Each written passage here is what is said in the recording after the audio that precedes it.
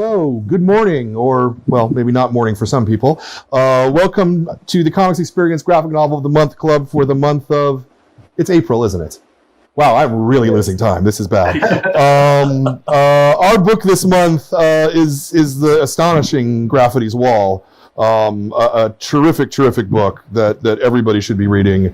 And I'm very, very pleased to be joined remotely from London. We have Ram V. And hello, everyone. There he is. And from Mumbai, we have Anand RK.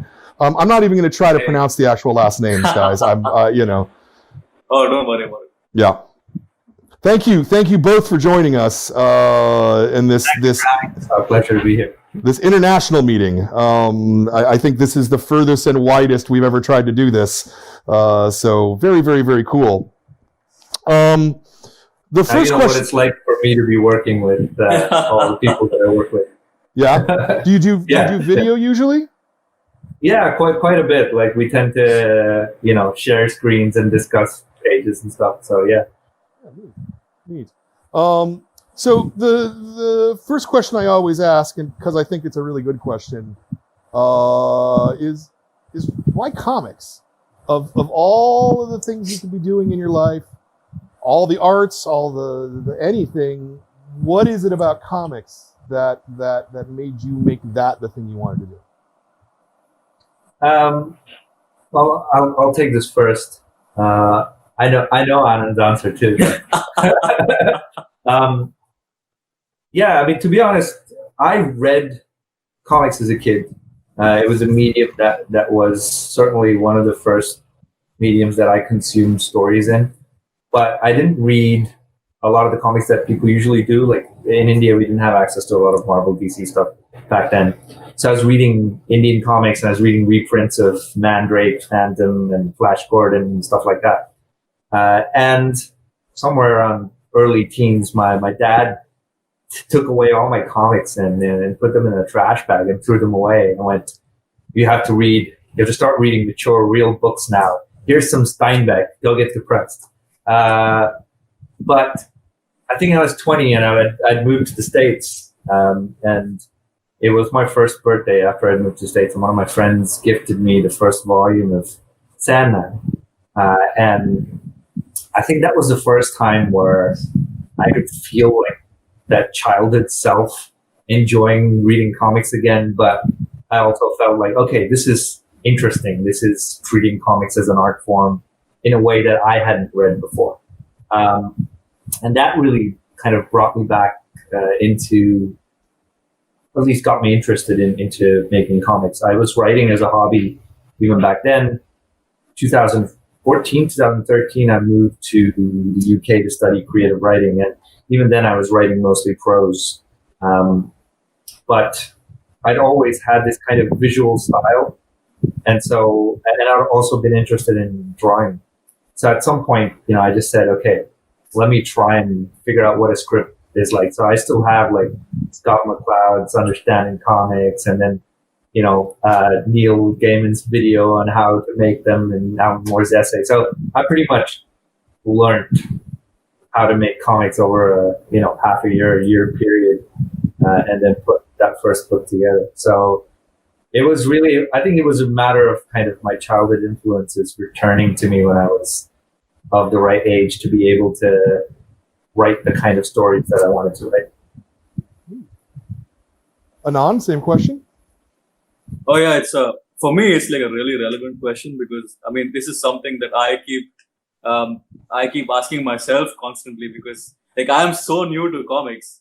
And the reason is that, initially when I started drawing comics, I was still confused about it because I didn't think of myself as a comic book artist. I always thought of myself as an illustrator or a painter or a visual artist more than a comic book artist. But recently I started to understand that comics is such a great way to tell a story, and it's such an effective way. And I think there's so many different creative acts that come together to make a comic book, and it's really great to see. And I'm still super new to it, and like Ram was saying, he had this learning curve, right? For me, that learning curve is still on, and I get to learn from various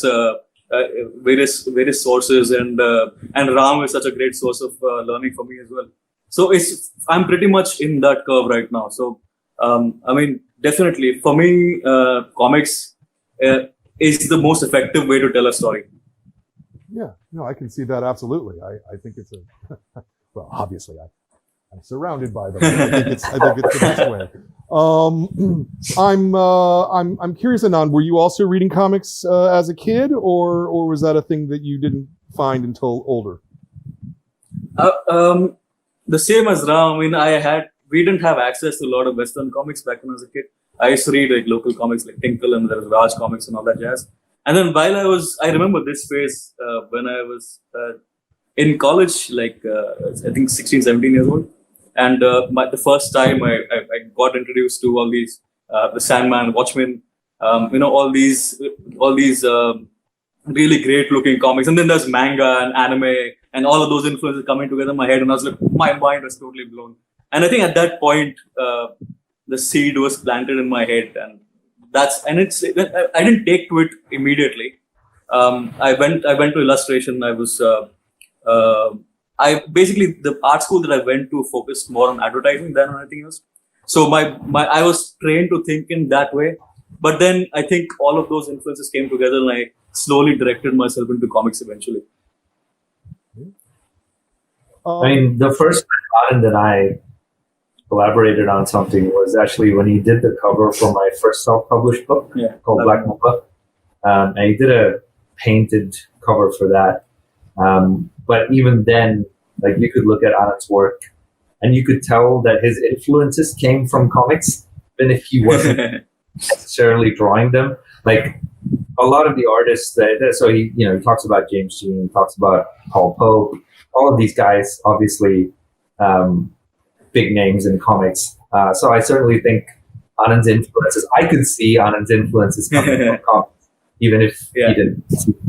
Oh yeah, my influences are like really weird. If I was to list them, like there'll be like this long list ranging from comics to anime to like painters to like European painters to like Renaissance, and it just goes like all over the place. Yeah, well, that's one of the strengths of comics too, is that I think that it's big enough to have all of these influences and all of this, sort of melange coming into it that perhaps like filmed entertainment and prose and other art forms just doesn't have that melting pot in the way the comics does. It's probably comics' greatest strength. I'm curious how much maybe you guys can talk about the native Indian comic scene. My understanding is that it's a pretty big business there. But we never see any of it in the United States really at all. Yeah, I mean, I kind of started in Indian comics when I was still back in India before moving to the UK. I worked with a local publisher called Holy Cow Entertainment, and I did a book that was probably at the time telling of my influences. It was an Indian version of Hellblazer, if you will. So I kind of played with Indian mythology and dark cults and sections of Hindu worship, and it did pretty well. And even at the time, there were people who had been in the industry for quite a while and said, "Oh, this is an interesting leap forward in terms of the kind of books we're making." But I think Indian industry is quite big in terms of the kind of interest that exists in reading comics. So there certainly are fans. Like, I've watched the Indian comic book convention since they had the very first one, to a point where they get 60, 70,000 people walking through these conventions every day, which is pretty huge. But I think part of the reason you don't see it beyond India is because the publishers there are very, very limited in that they're either fans of DC and Marvel who decided they wanted to publish books, and so end up almost pigeonholing their creatives into doing these paler versions of DC Marvel books. Or you have publishers that are really going down that indie track, but what that does is it means you're trying to sell to a very niche crowd. So unlike someone like an Image or a Dark Horse or a Boom, we don't really have publishers there that are doing independent content but still selling to mainstream readers. And I think there's also a dearth of Indian voices in storytelling. In that, even the Indian film industry, if you take it, or writing to an extent, has been very saddled by its colonial history and baggage. So we tend to make the same kind of films. We tend to tell the same kinds of stories. So it becomes very difficult to find someone doing really original work in India. That's not to say they aren't there. I mean, look at people like Anand. There are studios in India making interesting work, but you find yourself kind of working in a small niche, and there's no real way to bridge that gap between telling those stories to a niche crowd versus telling those stories to an audience that can appreciate them beyond just your orders.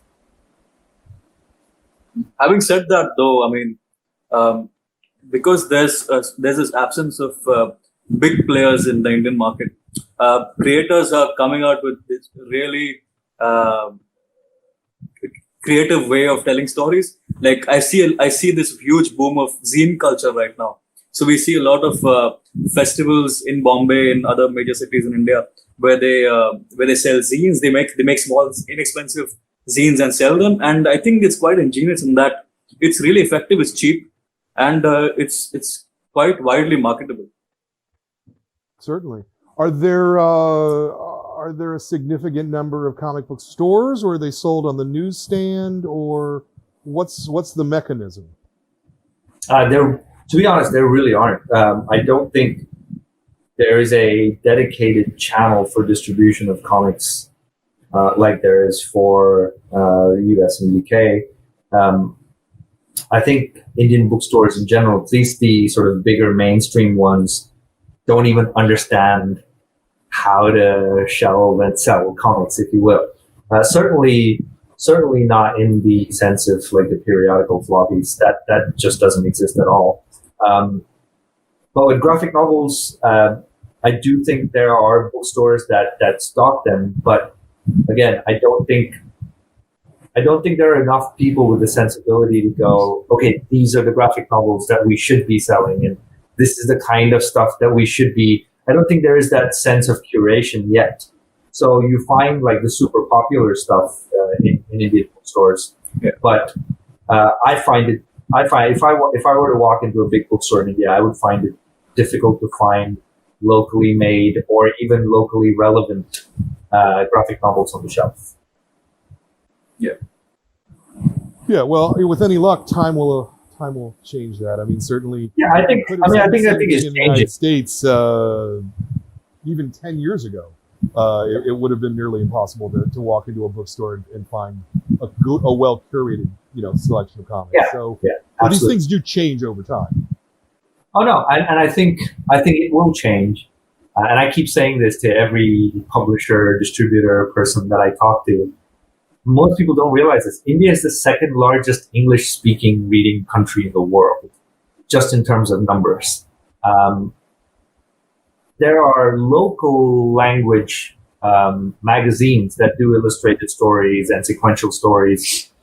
And my mother tongue is Tamil. And there is a Tamil quarterly that goes out that sells 300,000 copies just locally. And that language is only spoken in southern India, whereas English is spoken far more widely. So I imagine if there are people able to crack pan-India distribution and get some measure of curated content in there, the numbers you're talking about are ridiculous. Wow, sounds like a real opportunity. I certainly think so. I think the way to crack the Indian market is to crack the small distribution channels.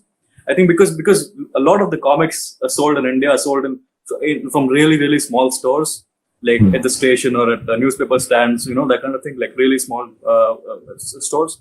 So if you can figure out the distribution to these places, I think that's the place that sells to the masses the most. Rather than big. I was talking to a couple of Diamond guys when they were down for the convention in Bangalore, and I think that is a real challenge because there are so many small retailers in what is termed a disorganized sector, in that there is no single body that governs all of these people. There's no single point of gaining or distributing information. Exactly.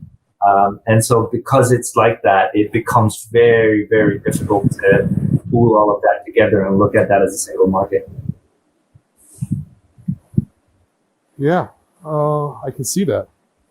Always interesting challenges. So Ram, you self-published some things. Yeah. Talk about that for a little bit, if you could. Yeah, it was my first kind of project that I had written, curated, and come up with the idea for. And I'd moved to the UK in 2013 to study creative writing. And while I was studying it, I was learning from this gentleman who's a novelist and had a very poor opinion of comics, to say the least. So when I was making this, part of it was also like, no, they can be interesting, they can be good. And so I did it as a sort of side exercise while I was studying, I was writing a novel with. And by the end of that, I had 4 short stories that I had written. And because I had dabbled in comics in India, I knew all of these Indian comic book artists who are very, very good at what they do, who didn't have the kind of opportunity to reach out outside of their boundaries, if you will. So, I got in touch with them. I said, look, let's do short stories. Did that. I finished writing that in 2015, and we crowdfunded that through Kickstarter, which is where I met Ryan O'Sullivan, who's now part of the White Noise Collective. And he had done a Kickstarter before, so he was kind of showing me the ropes for it. And, we raised like £12,000 for that book, which is not something I'd expected at all. But I think it was the first time I saw that there was a reach. I could reach out to readers both in India and the UK and US with the kind of stories that I was telling, and obviously they struck a chord. I should mention I pitched it to a bunch of publishers, and nobody knew who I was or what I was making back then. So I got a lot of responses that were quite encouraging. But it was really Chris Staros at Top Shelf who read the book and he's like, look, I read it and I really think it's good, but given like the fact that it's black and white and you're an unknown creator, you're going to have a really hard time finding a publisher. Why don't you crowdfund this? It was really him responding that way that made me go, okay, this is a person who seriously read this book and had something to say about it. I also remember walking around Thought Bubble with 5 or 6 Xerox copied pages of this. And I always tell this story because I think it's really interesting. I knew Ron Mars from his Indian comic convention appearances. And so he was, it's not Thought Bubble, sorry, this was London Supercon. And he was tabling at the convention. I was like, okay, I know one person in comics. I'm going to go and show them this comic that I made. So I wanted to walk up to him, but his table was swamped by people, getting books signed and stuff. So I saw another table right next to him where he'd been on a panel with this gentleman. They both kind of walked out. And so I went over to the next table because it was relatively few people. I said, hey, I'm new to comics. I'm trying to make comics. Written this story. Do you want to have a look at it? And he was very patient. He sat and read this whole thing. And I was so embarrassed because I didn't even know who this person was.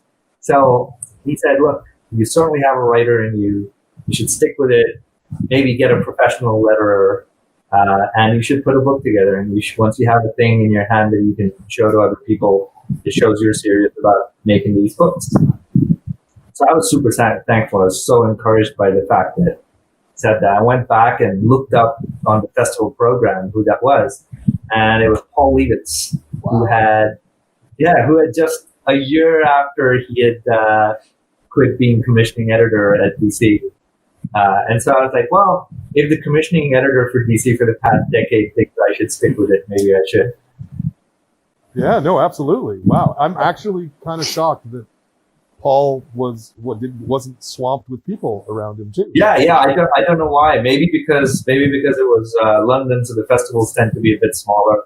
But he wasn't swamped. I walked up to him, and I haven't met him since, and I've told this story everywhere. So I'm hoping like it gets around to him before I meet him next time. Well, that's great. And so £12,000 you raised. Yeah, sorry. Yeah, we raised that, and then fortunately I'm a relatively curious person. So when I was making comics in India, I was kind of paying attention to, okay, how are these things printed? How do we put a book together? And I'm also married to a professional designer, creative director at an ad firm. So my wife was pretty instrumental in how that book got designed.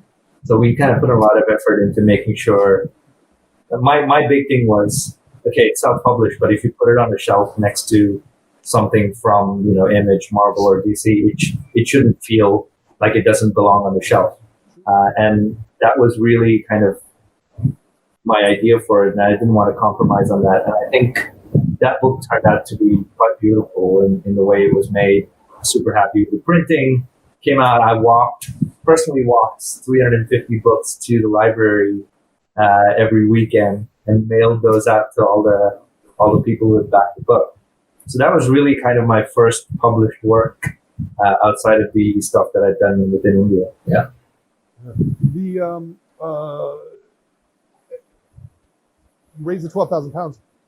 Was it profitable for you to do the book after the printing, after?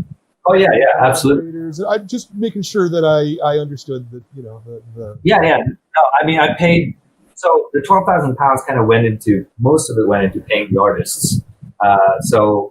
And I was also of the opinion that artists should get paid and they shouldn't have to wait for it. So I actually paid the artists out of my pocket before it went into crowdfunding. That was kind of the big deal. I think swung things in our favor was that the book was finished by the time I took it to crowdfunding. And so I made all that money back, and then I had it printed from a printer in Poland. I got a good rate on it. The only thing maybe is I printed too much because I still have boxes sitting in storage. But otherwise, super profitable for me. I think it's a very good way for people who are confident in what they're making. If you can crowdfund, I know a lot of people want to make comics. They come and talk to me about making comics all the time. And I say, if you're confident that you've got a unique voice and you've got a book that will stand out, then crowdfunding is absolutely a route worth taking. I'm curious. You have hundreds of copies. You have thousands of copies left over. What are you talking about? Probably have around 400, 500 copies left over. I've actually, during this pandemic, because I've reached out to a lot of retailers, gone like, hey, what can I do? I've actually been mailing boxes of these out, so we can talk after. Yeah, no, I was about to suggest something similar. That I would love to see that. That sounds interesting. And it has Anand's cover on it too, and it's still every time I put it on a table, people come by and are like, oh man, that's a great cover. Was that the first time you two worked together? Yeah.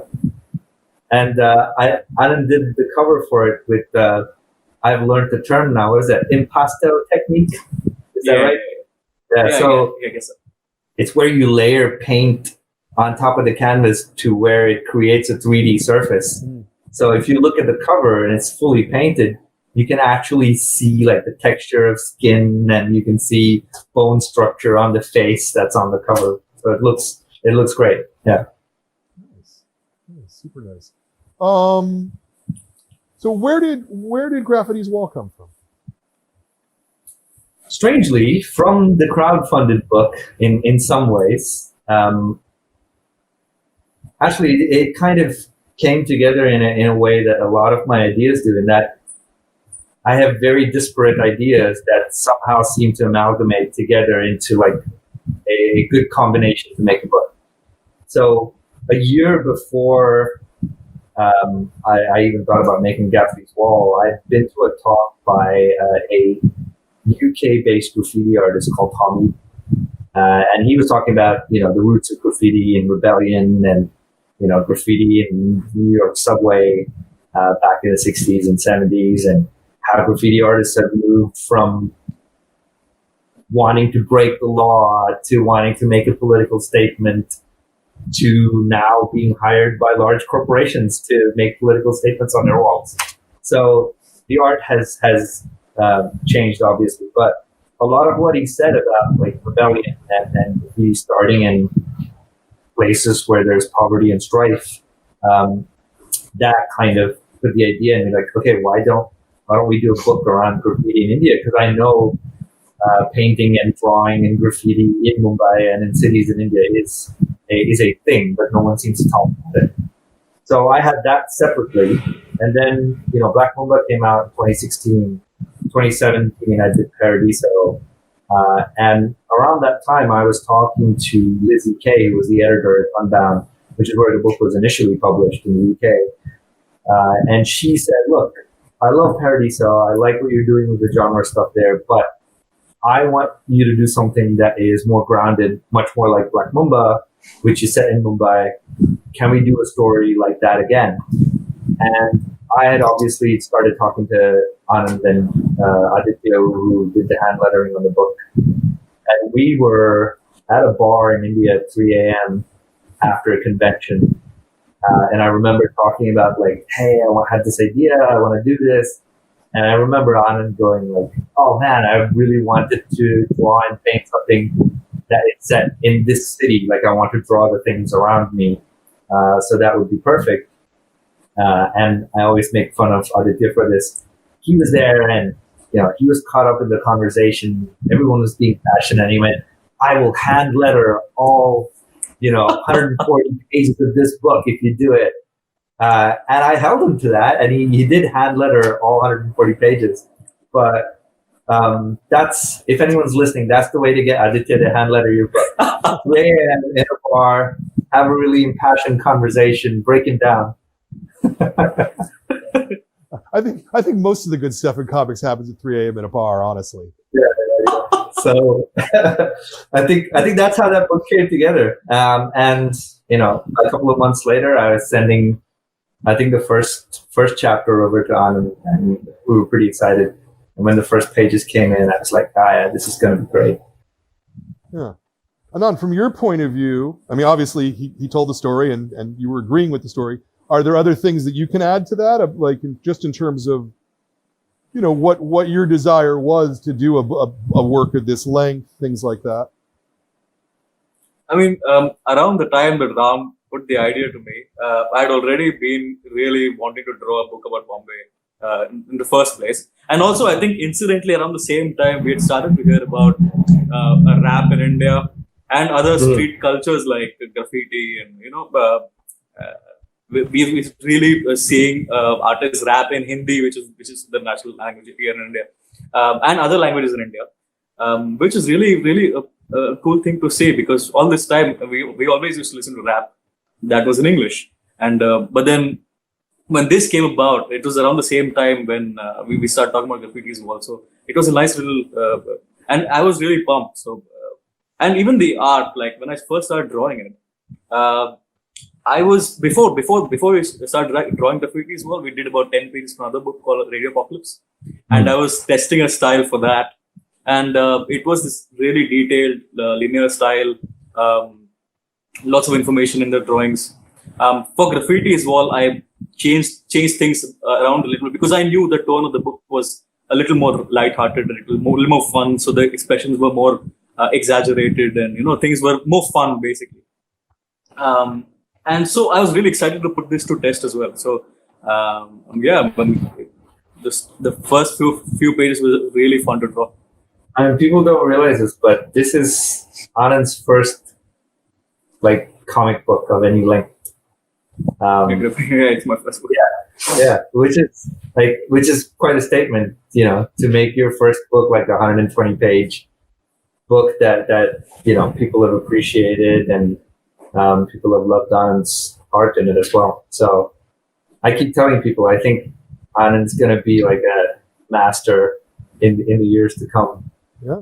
If he continues to have interest, having to convince him to hey man, we should do another comic. Like, oh man, I want to paint something. So yeah. Yeah. No, I think it's a very ambitious book as well, both in scope and in tone, and I would not have guessed that you were this little into your craft, Anand, by seeing not just the specific illustration, right, but the storytelling flows like someone who's really read comics and has really studied comics for a much longer time than it sounds like you actually did. So I think that comes from all the talks that Ram and I have had since I started drawing, because this was my first book. I barely knew anything about how to draw comics, and Ram and I have been constantly doing a to and fro about drawing comics, and we from the time we start on a page, there's so much to and fro going on there. Nobody else sees this, but oh my god, that it's a lot of I have taken a lot from Ram about comics. I mean, you were talking about whether we video conference often. Every page goes through 45, 50 minutes of video conferencing cumulatively on average.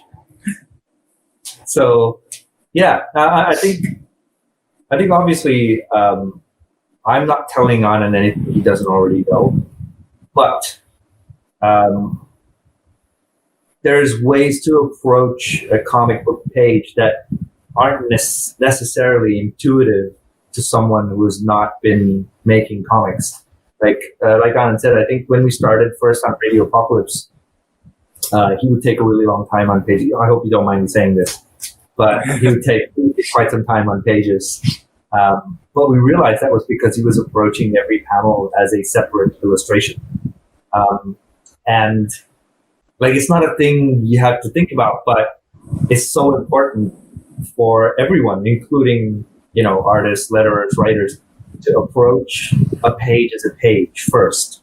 And then, because it's a unit of storytelling, so that's what you look at first. And then you decide how to split up that page, what kind of density you want in it, how much information you want to give the reader, both visually and textually on a page. So I think over time, you can, even in the book, you can see from page 1 to maybe page 90, there is that change in how Anand approaches storytelling in the book. Sure, but I do see, it's interesting that you say that he was spending a lot of time, because I one of the things I like about the art so much is kind of the looseness of it. It feels like it was generated relatively quickly to me, is the interesting thing. I wanted to discuss this anyway. That whole thing was drawn on sketchbook size paper, so it was drawn on A4 paper. Right. And I think part of the looseness that you see is because I had this talk with Anand, and I was like, "Oh my god, you're going to draw the whole thing on A4? I've never seen that done. I usually see people do it on A3 and then they shrink it down." And he was like, "Nah, I want to do it on A4. I want people to see all the little sort of wobbles and little artifacts that are left on paper." So you can even see in places where he's made corrections, like he's stuck another piece of paper on top and redrawn stuff there. But you can even go into pages and look, and you'll be able to see the little lines that you get when one piece of paper is sitting on top of the other. So I think it's an interesting way to build that into the book, because again, Mumbai is such a sort of bootstrap makeshift city, everyone's trying to patch things together to make it work. And I think you can see that come through in the tone of the art as well. So part of that looseness is very much intentional and painstakingly done looseness. I like that. I like that a lot. You mentioned in email to me that you have a presentation on doing the book. Do you want to? I don't really have a presentation, but I have a selection of pages that I can share. Great. Yeah, no, we'd love to see whatever kind of process work that you guys want to show. I mean, it's not really process work. I guess it is in some ways because it's more storytelling or story generation related than process from my POV. Like if you want the technical drawing process, you're going to have to ask Anand. But the reason I picked these pages is like just to say how much of your personal experiences go into a book, even if it's fiction. I get asked all the time about Graffiti's Wall is this your childhood? Are these your experiences? Are these characters based on your friends? And I go like, I don't know how to answer that because the answer is both yes and no. Obviously it's fiction. I made these characters up, but there's also chunks and bits of it that are from my childhood. I'm sure there are chunks and bits of it from Anand's experiences. So I've got these pages that I can show, but I'm not quite sure how I share my desktop on this. There should be a little thing on the side. Yeah. I've got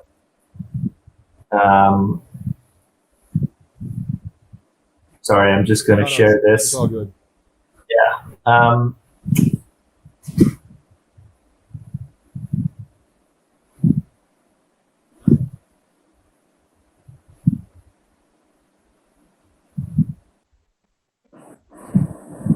So I think this is one of the, I don't know if you guys can see it, but this is one of the first pages that Anand and I really spent a lot of time on.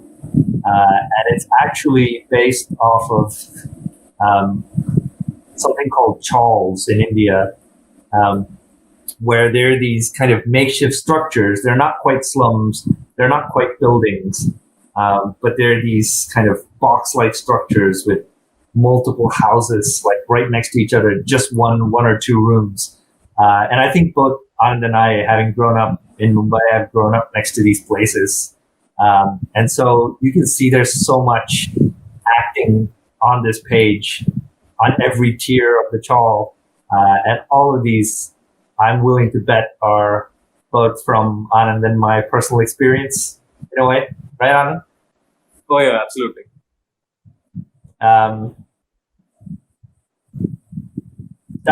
So this is again another page. That pipeline that you see the kids walking on in panel 1, like that's a pipeline I used to walk by every time I went to college when I was a teenager. So it's just, I guess part of the process of telling something so grounded is being able to take parts of your own experience and also like look at it almost like a scavenger in terms of like, okay, what can I take that is part of my experience which lets me fictionalize and therefore transmit what it's like to have that experience to someone who has never been to, a typical 2-room household in India. Like when I grew up, my parents weren't super wealthy, so we lived in like a small 2-room apartment. And like all these aspect shots are things you would see in an apartment like that. The kind of ceiling fan. I didn't realize this until I moved to the States, but ceiling fans are not a thing in the US. So we put that in there. And then there's a little Ganesh statue. There's a radio. That kind of weird curved blade thing is another thing that is very typical to Indian households. They use them to cut vegetables. So I think this kind of stuff lends authenticity to a story. And frankly, I think that kind of authenticity is the hardest thing to build when you are telling a story and when you are fictionalizing something. Because it's easy to write tropes. It's very difficult to write quieter moments, people sitting on a chair or people cutting vegetables and still make it feel part of the story. Anand talked about this a bit before. So around the time we were writing this book, India had this kind of surge of hip hop in Hindi and English, and we wanted to do something with that. So we did these couple of pages that were essentially 16 and 16, 32 panel page. I apologize to Anand as soon as I wrote the script. And essentially trying to build rhythm through visuals in a panel, trying to give like a sense of music happening through essentially what is images on a page. So we thought that was pretty interesting. Again, I wrote that rap both in Hindi and English. We never gave a translation. So it's been interesting to see people who have never heard Hindi go and Google the stuff and come back and go, oh my God, those are really salty lyrics. What are you doing? So that was, again, experiences that are difficult to convey about Mumbai without exposition. Yeah. So I guess that's the kind of stuff that we were trying to replicate.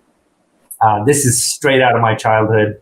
In India, there's a practice of making these kind of sago cakes and leaving them out in the sun to dry, and they turn into these wafers that you can then fry and eat. And my grandma used to do that all the time. So I guess part of the reason why Grafity's Wall feels the way it does is there's all these experiences that are unique to me and Anand as storytellers that we've been able to put into a comic, make them part of the story, and so I guess transmit what it feels like to be in Mumbai, even if you've never been there. Does that make sense? That makes a lot of sense to me, and I'll say that as a reader, you succeeded amazingly. I mean, it's one of the things that I liked about the book so much was how much it grounded me in something that I could feel and I could smell and I could taste, even though I wasn't there. In a way, it's a thing that I think the comics do better than almost any other media, because the reader controls the speed at which they process that, right? So like when you're watching a movie set in a foreign city, it's all cut. You're watching it how the editor wants you to watch it. Right. Whereas comics, you read it, you experience it as a mixture of what you, the creator, wants and what me, the reader, can receive.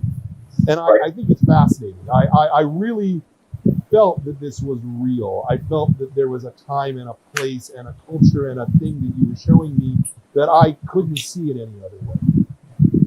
Yeah, and even when we were making this, I think Anand should talk about this, is we made choices in terms of like what is an authentic thing that we could put into this panel which people will not have experienced elsewhere.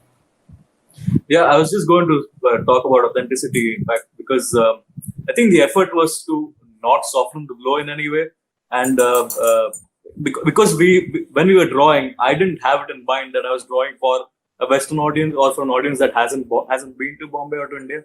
So I wasn't trying to hide anything. I was trying to just show it as it is, and like it just struck me, in fact, like after so many years of having drawn it, that there are so many elements in there, like the ceiling fan and the knife, the thing that you cut vegetables with, that people outside may not have seen that. It didn't even strike me until just now.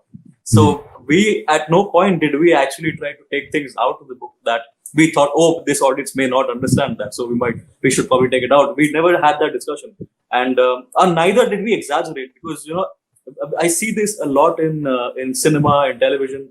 I mean, certain aspects of the country are exaggerated for a Western audience. We didn't want to do that. We wanted to keep it as is. So it's a mixed bag, to be honest. There is poverty, yes, but it's not exaggerated at the same time. It's not dumbed down, or it's not made blunt for an audience. Yeah, no, that makes a lot of sense. Let's talk about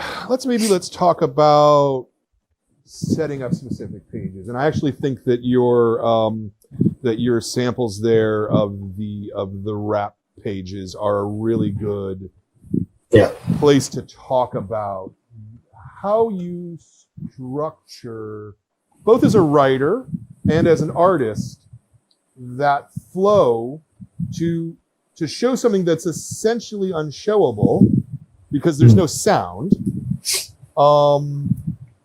And you did it very successfully on those pages. I mean, those pages flow. They have movement that's specific to that culture of music, right?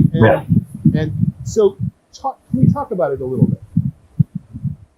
Yeah, I mean, when I first, had that idea, I just messaged out and I'm like, hey man, I'm going to write a rap to open this next chapter. And we laughed about it. But I could confidently say this obsession of intersecting music and visual elements of the art has been a thing that I've wanted to do in comics, and I've always tried to do in a lot of my comics. And this goes back to the question of why comics, right? So I think, and I'm sure Jonathan Hickman agrees, I think a lot of designing comics narratives is actual design. And that design is not something that only comes up when an artist is looking at the script. It should be part of the design of the script and the narrative as well. And the way we're transmitting music through those pages is through the way that page is designed.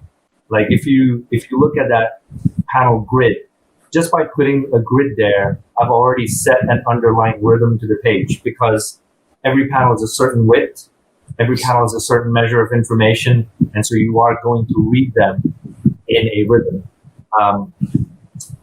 Also, then with the rhythm of the music in my head, we decided which panel should have visual cues for music or for a beat or for some kind of rhythm. And then in juxtaposition with that, which panel should have lyrics in them. And so it is that level of design that goes into those two pages. So by the time you get from beginning to end, at least the hope is that somewhere around the middle of the first page, you already have a sense of rhythm with which you're reading those pages. Anand? I don't think I have anything to add to this except that it was really intense work, the 16 panels. But then also, like, I enjoy going into drawing small details and again what you talked about in terms of music. And I mean, all the projects that you and I are working on, Ram and I are working on, have music in some form. That's right. That's true. I hadn't thought of that. Yeah. So Blue and Green, the new image book, has I mean, that's basically all music.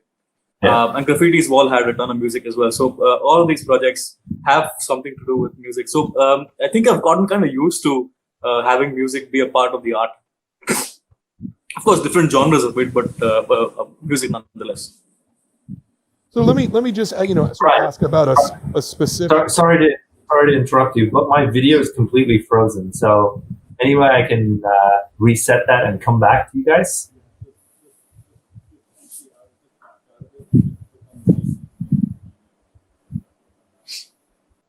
Okay. Cool. I'll delay while he's doing that.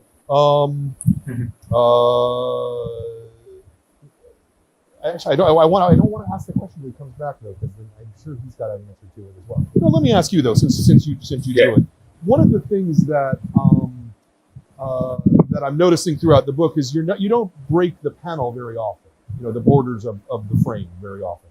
You do it in a couple places for emphasis, but particularly on this rap sequence, you're breaking the frame and you're breaking the panel constantly, and it's almost always with a beat or with the gesture, the sound, the dog barking, the clapping, the hand coming out.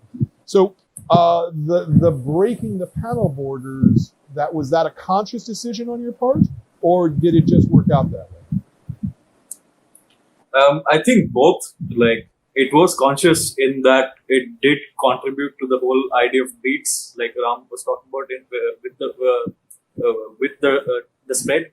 But also, some of it was just decision on the go. Like it worked while drawing, so I went with it.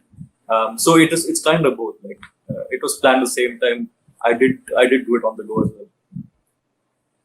Yeah, There's also like this really interesting balance between my scripting and the way Anand puts it on sort of translates that to a page, in that I tend to favor very structured looking pages.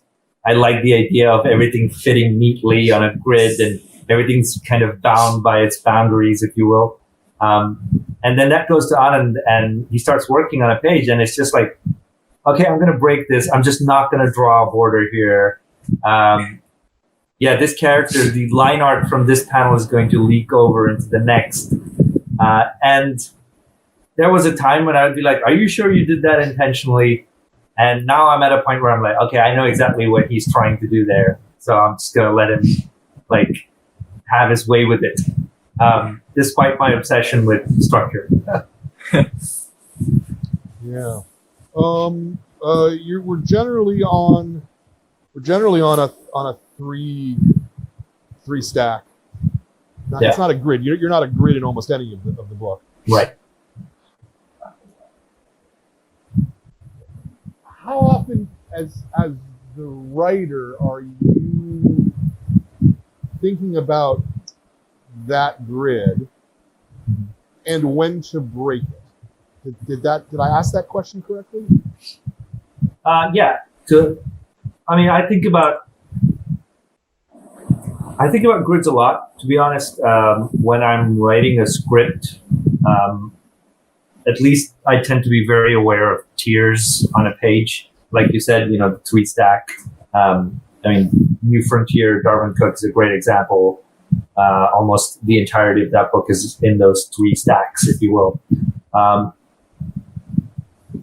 So I tend to think of grids and panel widths as ways to sort of coax the reader into a certain rhythm or a sense of time.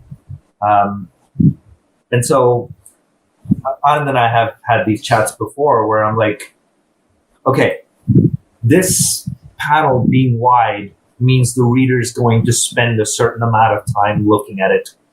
And if that doesn't correspond to the amount of time we're insinuating passed in the book, it's going to feel slightly off. And so rather than designing my pages on a grid, I design them, at least when I'm writing them, according to time. So I think of them as, okay, how much time did we spend on this shot? How much time? And so my panels need to be accordingly that wide or that small. The other consideration, obviously, is also how the reader takes in the page as a whole. So if everything is widescreen, I feel like there is a sort of release of tension in those pages. You're taking in everything at a very sort of sedentary pace, which is why, again, like if you look at, and I love watching Darwin Cook's pages for this. If you look at his pages in Parker or Catwoman, when the action rises and when everything's at a frantic pace, you'll start noticing the number of panels on a page just start increasing. And then again, when things kind of quiet down, the number of panels on a page go down, wider panels get. So I do think of the pages in that sense. And then I send it over to the artist, and Adam will come back and go like, there's just no way I can draw this in so small a panel. So obviously there are also space constraints and visual constraints. So I guess that's why that whole sort of 45, 50-minute video conference is so important, is because you're sort of negotiating between what's possible and what's ideal. Yeah, no, that makes sense to me. In a way, it's an intellectual exercise for a writer, yeah. And so I wonder, as an artist, Anand, how are you translating that in terms of, is it just from feel, or or how much weight are you putting on to whatever time you're able to put in the script? Again, I don't know if I asked that question exactly right. I think I know what you mean.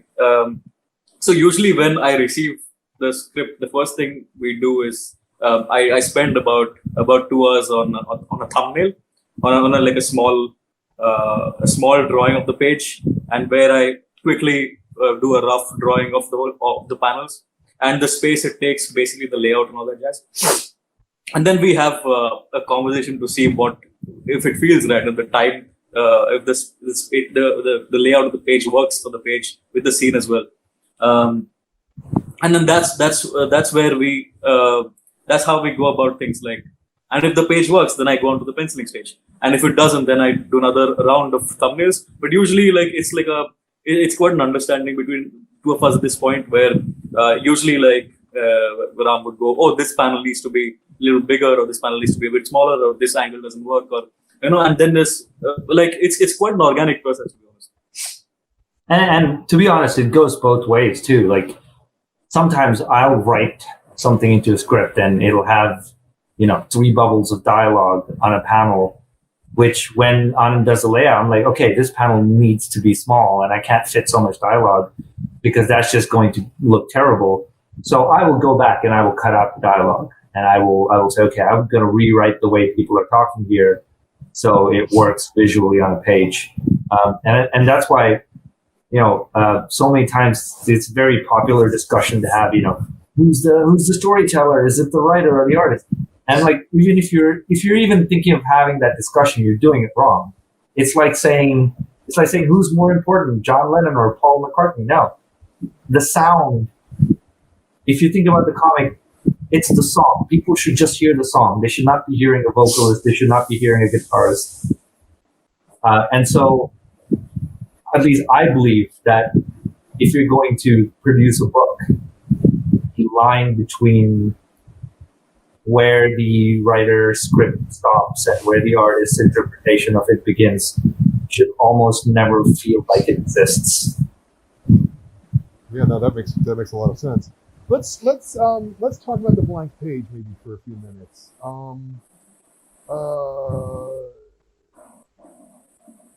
When you're sitting down in front of your word processor, or are you writing freehand? When you start the writing process, Ram, what do you do? Are you laying out a story structure? Are you just starting from panel 1 and just starting to write? How does it work for you individually?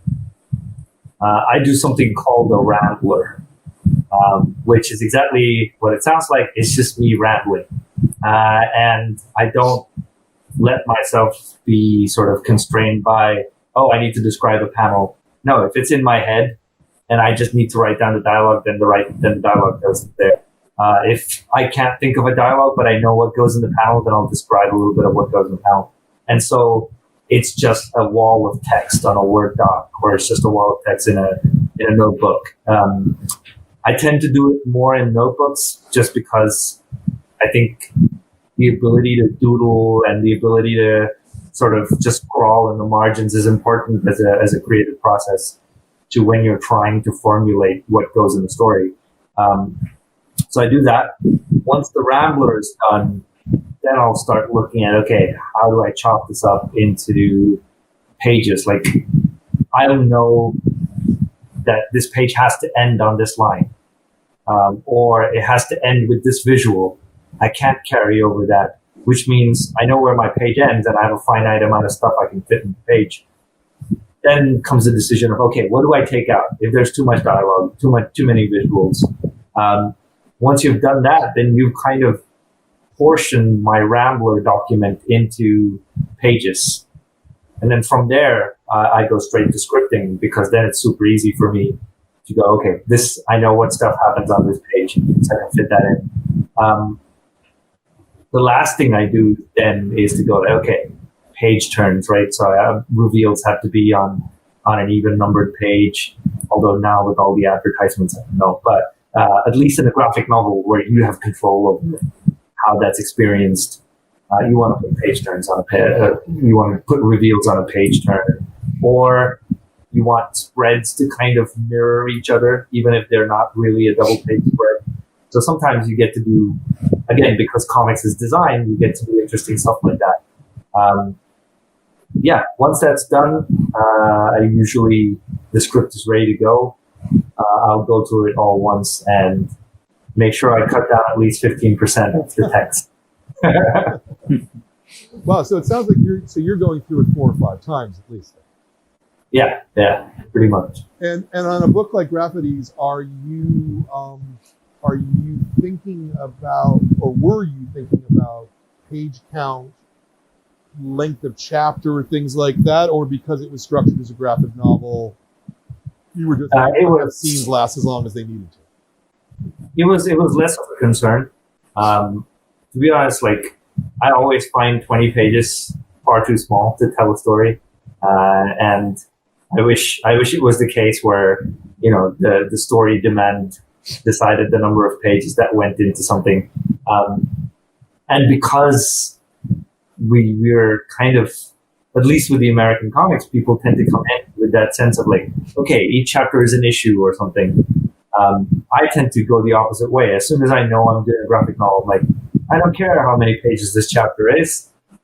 It's going to tell whatever it's going to tell. It's going to linger on pages for however long it has to linger. Which is why, even if you look at Grafity's Wall or if you look at These Savage Shores, again, both those books had just entire pages of silence where you're just looking at objects in a scene, or you're just looking at aspect shots.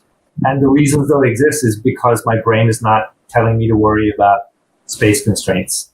So the only thing that guides the length of the chapters is how I want the reader to experience the story rather than any other concern. Like, I'm sure if I ask Anand, hey man, I think we need to do 10 more pages to tell the story, I'm sure he's not going to go, no, I don't want to do the 10 extra pages. So.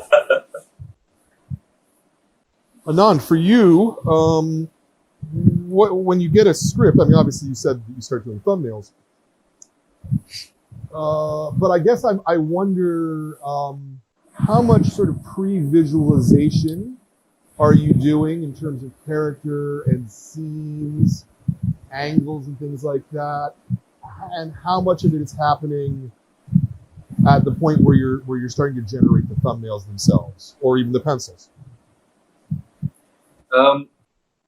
So when I start doing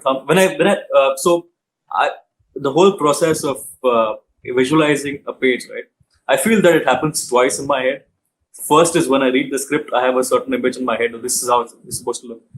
The acting of the characters, maybe when they're saying a dialogue, for example, the character will act a certain way, or we'll be looking at the scene from a certain angle, for example.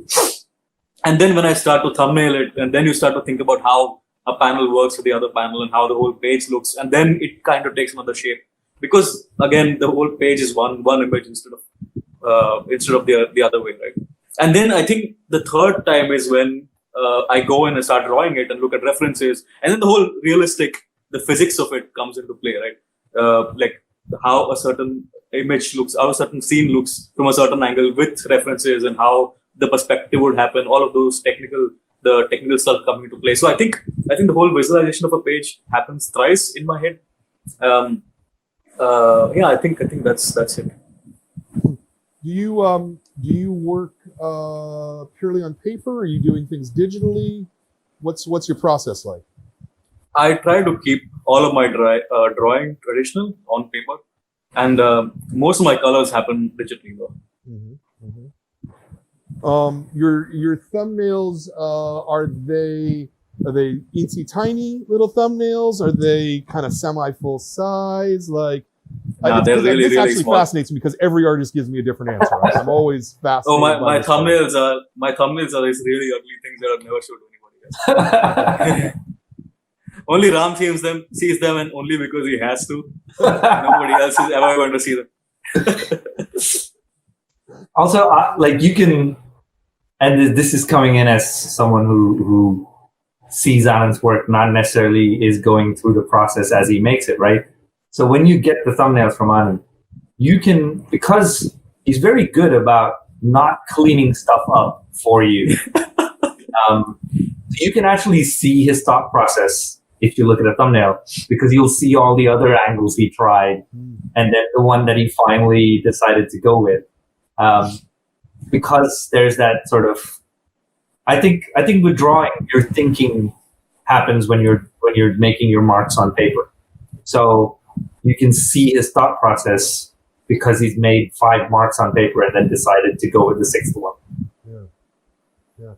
And when you're in the early stages of the writing, Ram, do you make thumbnails for yourself just to sort of try to visually plot it out, or are you just purely on the prose end of it? No, so I should have probably mentioned this. So when I go from having chopped up everything on a Rambler to scripting, the way I make sure I've chopped things up correctly is I will actually draw the whole thing in a notebook, like in stick figures at least, because that way I have at least one way that it works in my head. Right. And so more often than not, sometimes like I'll send a page down and this is probably because I've been lazy in the script and I've just sent out like that. And then this happens. And I will come back and go, I'm not sure how I draw this on a page. Like I'm not sure what you want me to do with this. And rather than sit there and write, an essay on what that panel needs to look like, I will just sketch that out in a book, or I will have the page that I sketched out and go, look, this is what was in my head. And that has been so useful. And I think it's a thing that is tremendously useful when you're scripting, because you can see, or at least you have one pace that you are going with at which it will be experienced. And then you can also use that as, okay, I had this crazy idea, I want to do it. It's in my head. And a number of times I've done that with, like I work really closely with Anand, but I've also, worked with artists who are on a deadline and they have a script. And sometimes we'll do an ambitious page, and rather than, describe the whole thing on a page, I'll go, this is what I want us to do. Here's the crux of it. Whatever works for you is fine, but if you need to look at what was in my head, here's a little sketch. And I'll put my sketch in the script. Anand, do you find those sketches helpful, or? Yeah. I was just going to say that, in fact, they are tremendously helpful, because instead of, so like I said, usually after the thumbnailing stage, we have this to and fro, right?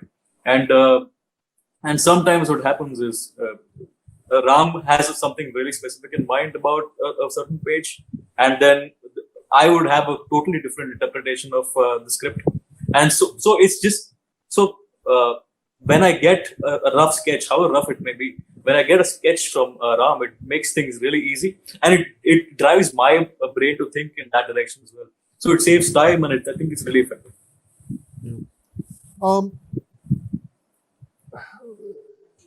Let's talk maybe about pre-visualization and sort of sets, I suppose. An awful lot of the book takes place around one section of a crumbling wall.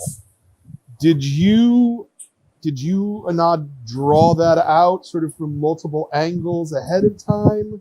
Or is it something that exists in real space that you've gone out to look at? How does that work?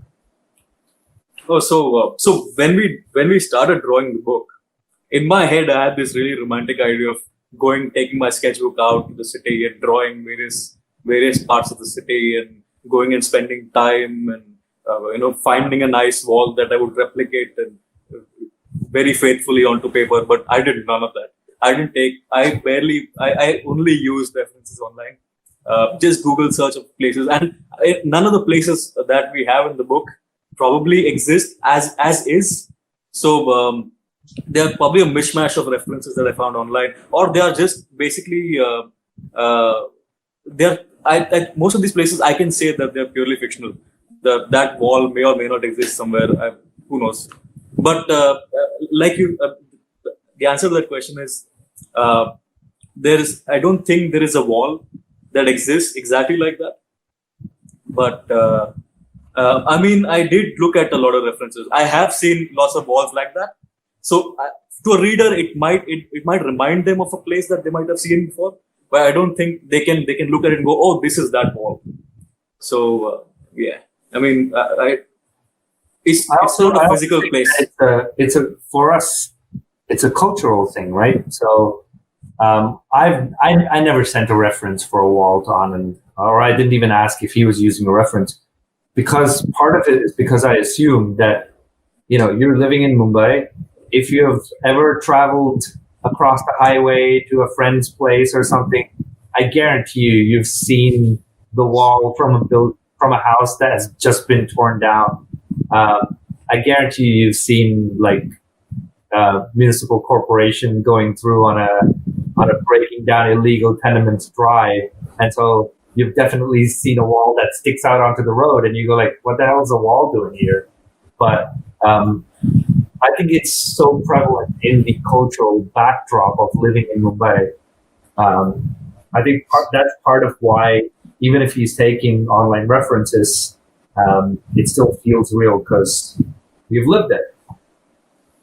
It's funny because I was gonna say, oh, I felt like it was very consistent from scene to scene of the shape of the wall and what's around it. But when I'm actually looking through the book, it really isn't. No, it's not. it's freehanded drawn each time. Yeah, okay. So that's interesting. How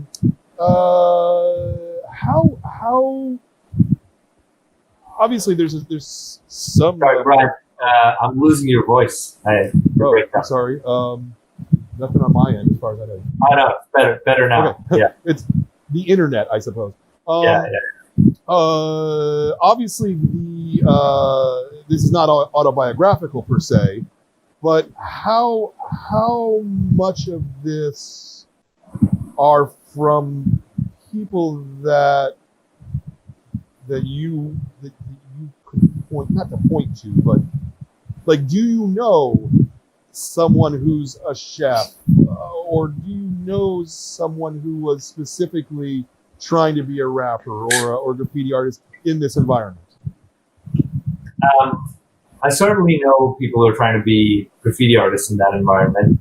The chef is from the fact that every time I used to go to college in a place in Mumbai called Mulund, and every time I came back, I would stop. It's an off-road stop for cargo trucks taking materials into Mumbai. So there's a truck stop there, and these sort of Indo-Chinese food vendors, they put out in their carts at that truck stop. And because I would go by that truck stop every day, it was a thing where all my friends and I would stop and we would eat at this one vendor's cart. And just because you're there, and I suppose this is part of the nature of being a writer, is you are listening and you're observing and you're taking in things, not because I intended to scavenge them for a story, but it's in my nature. So I don't know this person, but I can point at him if I see him and go like, that's the guy whose stories I based this on. So that's part of it. I think a lot of the locations. So for example, Jay's grandmother in the second chapter is based off of the old lady who used to babysit for my parents when they would go out for work. I would go to school and I would go to this neighbor's house, and I call her Raji, which is what Jay calls her in the chapter as well. So that's very much a real person. She's passed away now, but that's very much a real person I could point to. So it's a mixture of all things in a lot of ways. A lot of these friends. So there's a theater in the last chapter that they all go to and they watch movies in. That's the theater I used to cut classes from college and go to with friends. So there's certainly locations and people that are very much from my experiences, but equally there's also things that are just amalgamations of people and places that I've observed. Yeah, and in terms of the art, Anand, how are there friends and family represented in here for you? Is it just the kinds of people we see? Are they completely new faces? I think it's the same as what Ram said. It's like an amalgamation of different of a lot of people that I've seen, and I've a family of myself, because a lot of those characters have a lot of myself in them too. Like, for example, Suresh, the main character. I used to when I was growing up, I had a little phase where I was going spraying walls, and I was doing all of that jazz myself. So a lot of it, the whole need to be going and drawing in walls. That comes from this experience that I've had myself. So definitely, and all the characters that Ram mentioned too, the grandmother and all of those characters, I have personal experiences from a lot of these people myself, and of course I use references I posed myself in those references. So technically, I was drawing myself when I was drawing that. You should see our Facebook chat. It's full of pictures of Anand making funny faces. But a lot of those characters in there are also sort of larger than life and visually striking characters, like Jay with the whole sort of handkerchief tied around his wrist and the cap flipped backwards. Like, we've seen those guys. They exist. So Jay may not be a representation of one particular person, but that aesthetic represents the kind of character that we're talking about. Same thing with I forget the name now. The guy who pushes Jay to deliver drugs for him. I guarantee you go into Mumbai, even if you've not been there before, but if you've read Grafity's Wall, you will see a Mario walking by at some point. Like, golden shirt with like red prints, and out in the middle of the sunny Mumbai, you'll be wearing like some kind of terrible fake polyester material shirt just because he thinks it's cool. Yeah. I also, Jay's. I'm sorry. Go on. Oh, sorry. No, just saying that Jay's character I borrowed a lot from 90s Bollywood.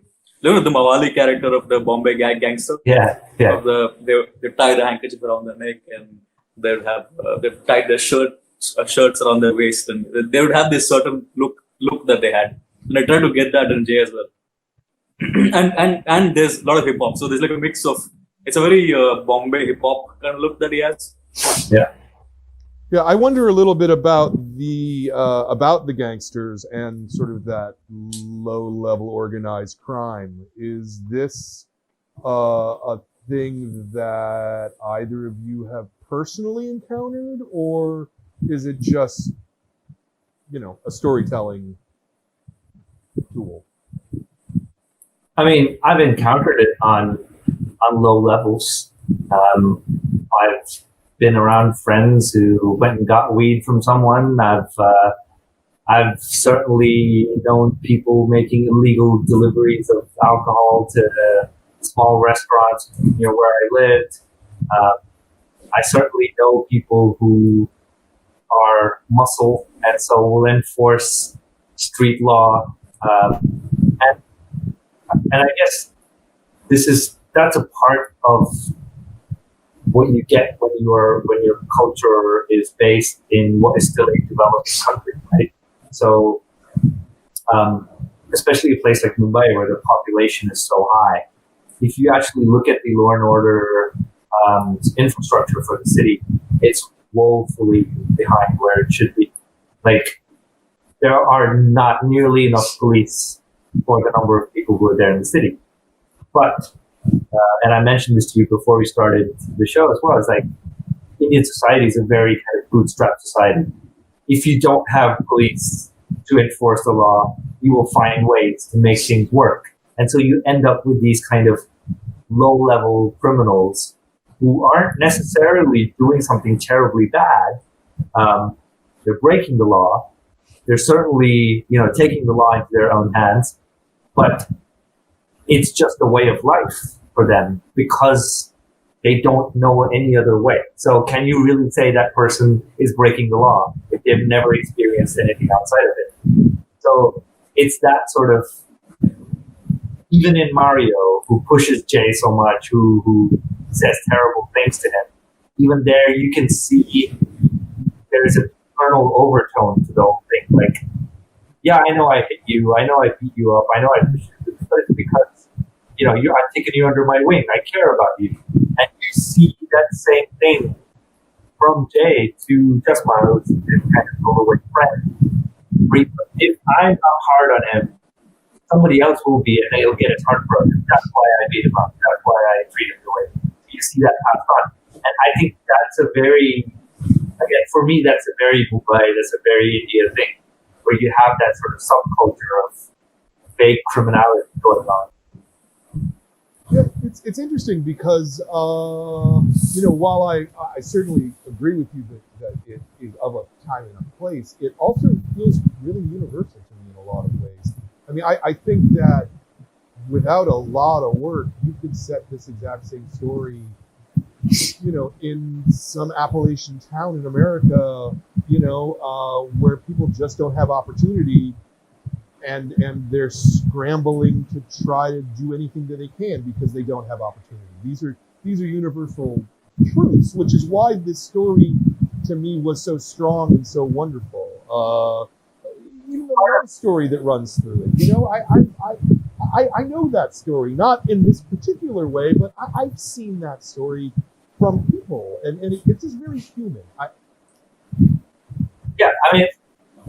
of my writing is very influenced by the fact that before I started writing professionally, I was working as a chemical engineer, and part of my job was to travel all over the world. So I was in Syria, I was in Egypt, I've been to Tehran, I've been to Indonesia, Singapore, all over the place, and I did that as a fairly young person. So I was able to take in a lot of cultures in a very short period of time.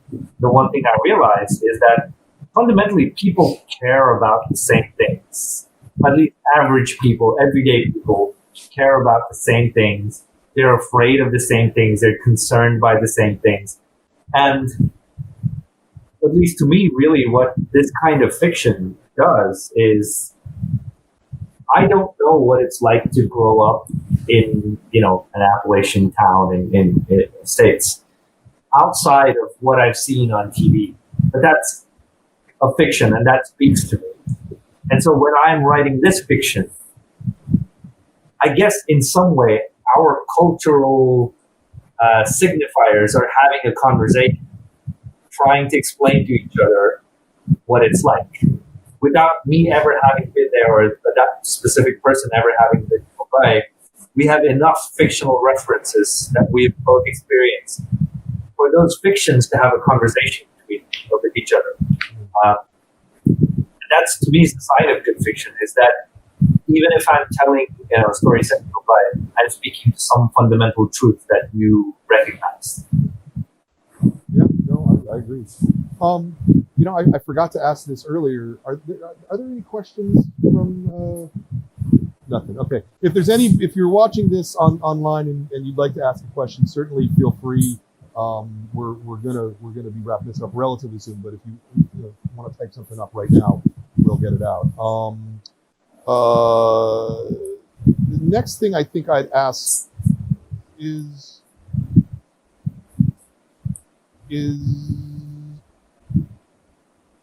actually I don't know what I want to ask next.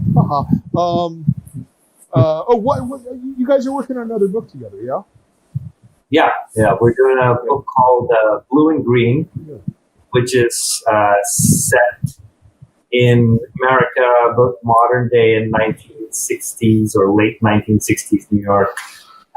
It's jazz, noir, and horror kind of put together. It stems from the years I spent studying in Philadelphia and frequenting jazz clubs in Philly, actually, before moving over to New York for a year and a half. And I guess, again, it has that intersection of music and fiction that I'm very interested in. But I basically wanted to sort of tell a story of someone who is willing to make a lot of sacrifices to achieve what they perceive as artistic greatness, right? So we all talk about this. Have I struggled enough? Have I experienced enough pain to write about it? Very early on when I was writing stories, I found it very difficult to write about death and loss. And not because they're difficult subjects to write about, but because I was always telling myself, like, I've never experienced that on a very personal level. Like, the people that I grew up with largely were close to me are still all here. But that's bound to change at some point, and that will change the way my art is created. And so it is a very real question that a lot of artists will ask themselves is, okay, is the thing I am making, have I experienced enough of life to make this thing? But also, we live in an era where we romanticize that, and we go like, oh yeah, Vincent van Gogh chopped his ear off and had mental health issues. That's why he was a great painter. That's not true. There are a lot of great painters who didn't chop their ears off. But we tend to hold these things up as examples, and what that does is it creates this kind of very skewed, vicious circle of what comes first, the art and its pursuit, or the suffering that comes with it. And that to me was a very interesting subject, especially in the context of jazz, because so many of my great sort of jazz greats have, OD'd, ended their lives early, or like lived really difficult lives while they were making their music. And so I kind of put those two things together, ended up with like a character study that's also psychological horror. That sounds terrific. I think that's great. Anand, do you have anything to add about the new book? It's interesting to see Ram talking about the idea of suffering, artistic suffering, right? Because I was going through a very similar phase just before I started drawing blue and green as well, because I was a little bit obsessed with examining the idea of human suffering and whether good art should have to go through a period of suffering to be able to be good art. So I in my own little way, I have been thinking about the whole idea of suffering as well. So I think it's a good way to try and find the answer. Is to this project is a good way for me to deal with that. Great, I can't wait to read it. Look, so we have an internet question, two internet questions. We'll just ask one though. Jordan's going to do it. Okay, so the first question is from Raza Gandhi. The question is, what are the differences between the original unbound edition, which I bought at the Forbidden Planet and the US version? There are two major differences, three major differences.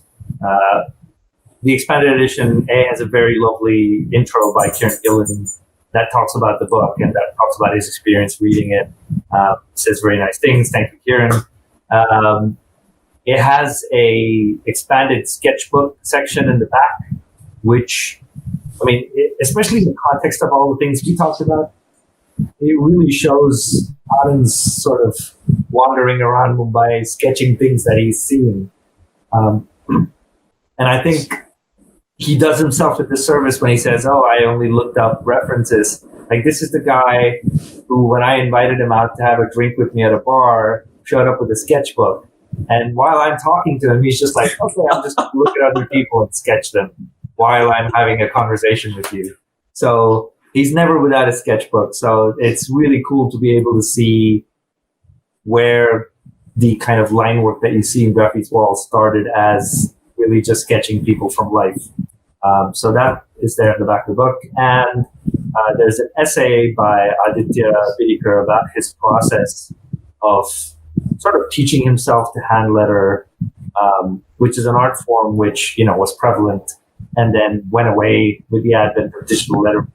And now I think people like Aditya and, other letterers who are hand lettering books are kind of bringing back that sense of like, okay, this book is not produced, it wasn't typed up, it was drawn and written. I love that. So those are the things that are additional to this book.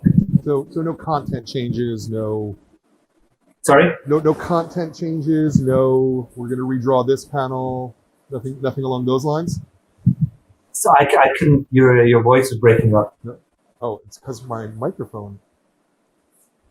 No, I think it's just the internet, to be honest. Yeah, my microphone was flashing though. I think we may need to change the battery soon. Right. But not tonight. So there's no content changes. There's no rescripting, No. redrawing. No, the script it stays the same. The drawing stays the same.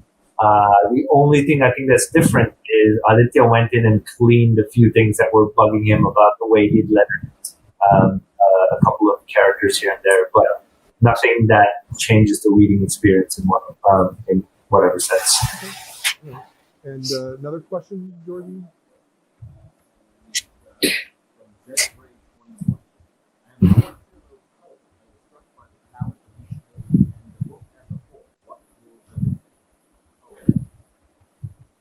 That one's for Anand to take.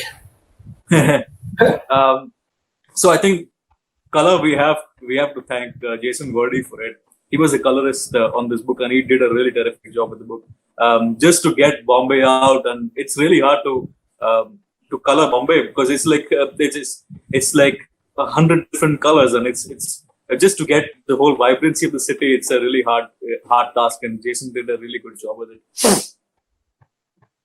Yeah, I think part of the choices we made as well was to make Mumbai feel kind of dusty and hot and sunny.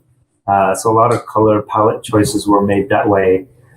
My favorite pages in this, in terms of color, are the scene in chapter 2 where Jay goes to the sort of hip hop show that's happening at nighttime, and the colors in that sort of scene are just incredible. And I think, again, I hope you don't mind me saying this, but I think Anand's like quite a stickler for when it comes to colors. We knew we wanted to do this in a really flat kind of sense. We didn't want to over render any of the stuff. And so it made the job that much harder in a lot of ways to build depth and contrast when your colors are still flat. And the way kind of Anand and Jason, and also early on Irma and Nivilla, the way they kind of interacted and worked together to arrive again at a final product that is Anand's inputs as well, and then colors work as well. I think that's why the colors are the way they are. Yeah, no, it's a great palette, and it feels very real to me. Okay, so let's start to wrap this up.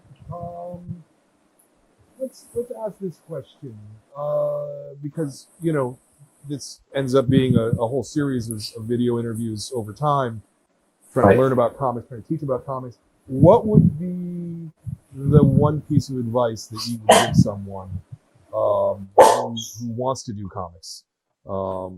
If you could, from your point of view, let's start with you, Ram, as a writer. Finish work, and this is not just specific to comics. Writing is a very easy thing to do, in that all it takes is that you know a language and then you have a surface to put down words on. So it's very easy for someone to say, I want to write this, or I have a story, or I have an idea. The real difference between professional writers and people who want to write things is the recognition of writing as a craft. And if something is a craft and you want to learn how to do a certain thing, like you want to learn how to build a chair, then you have to build a chair. You have to finish building a chair with all its flaws and all its, like the legs are not going to be all even the first time you do it. But if you don't finish a project, you will never get to a point where you see what you're making as a whole. And I think that is the biggest stumbling block for a lot of people who want to take up writing on a professional level, if they don't produce finished work. I agree with that. Anand, same question to you, just as an artist. I would say to anybody who's starting out and having troubles with it, I would say the design of the page is really important, as opposed to individual elements like anatomy and rendering and lighting and perspective, all of those things, and people tend to get stuck with these ideas instead of taking just the design of the page in mind and thinking of storytelling and putting the design together to fit the storytelling and thinking of storytelling as the most important aspect of the page. Makes the sense to me. Is there anything that you guys would like to plug? Is there any URLs you would like us to put up on the screen for people to look for future work? Do the open plug now if you've got something. Yeah, I'm most active on my Twitter handle, which is the right Ram, spelled RIGHTRAN. So most of my updates go up on there. I'm very active on Twitter. I'm very terrible about being active on any other social media. So if you find me on other places, I'm probably better on Twitter than anywhere else. As in terms of projects, yeah, we've got Blue and Green coming out from Image. There's lots of sneak peeks of it that I keep putting out, so feel free to have a look there. We're also doing another music-based project called Radio Apocalypse that's coming out from Vault. And that is, I guess the best way to describe it is, the idea came to me when I said, if the world were to end next week, what would I put on a mixtape? So it's a story of the last functioning radio station on the planet. And it's based off of songs that I love. And these are projects that we're both working on together. Great. Do you have anything, Anand, to plug yourself or where to find you? I'm on both Instagram and Twitter on AN_ANAND RK. That's it. I'm more active on Instagram and I keep posting work in progress. Very good. Very good. Well, I for one, cannot wait to see more of your guys' collaborations. I think that Grafity's Wall was a fantastic book. Real characters, real feeling places, universal truths. It's everything that I want in comics. Reading work like this just makes me happy to be selling comics for a living. I genuinely think that. And I really, truly want to thank both of you for producing this work and also for being willing to talk to us today. I mean, thanks so much. And the thing I love about the thing I love about sort of making comics is how close everyone is in the industry once you're kind of working in there. And like Anand and I wouldn't be working on our second, third, and however many books if it wasn't for people going into comic book stores and picking books up, and if it wasn't for retailers like you who go out of their way to highlight books that might otherwise, not be in the general discussion, if you will. So Grafity's Wall has had a super interesting journey. Started out as a book published locally in the UK, then editors at Dark Horse saw it, picked it up. And it's mostly thanks to people like you and your readers who appreciate the book and talk about it. Yeah, well, it's the kind of book that I want to talk about, so Right. It works out for everyone. Any final words? I guess just the only thing that I always say about this book is I want to keep doing this. Every year I try to work on one project that, don't get me wrong, I love writing spaceships and superheroes and all of that stuff, but every year I try to do one project that is kind of investigating things at a lower volume so we can actually look at what it's like to be the people that we are. And hopefully I get to continue doing that every year. So expect to see more work like this from both me and Anand. Excellent. Well, thank you guys both. Thank you guys both again and again and again. The book was Grafity's Wall. If you're sitting at home, you haven't read this book yet, it's a book you got to read. Jordan will hopefully be putting up the URL for our web store that will sell you one. And hopefully Customs will free up the book plates at some point. They did a signed book plate, which is sitting in customs right now, which is why we don't have the book plate yet. But as soon as that comes out, we'll get that out to everybody and include it with future copies of the book. Again, the book was Grafity's Wall. I want to thank Jordan Willits for doing the show and helping us run this, because I couldn't do this by myself. I want to thank our sponsors at The Beat, for being a great comics website and helping spread the word. I want to thank all of you viewers at home, and I want to thank Ram and Anand for coming and talking to us. The book was Grafity's Wall. We'll see you next month with another terrific book. See you guys.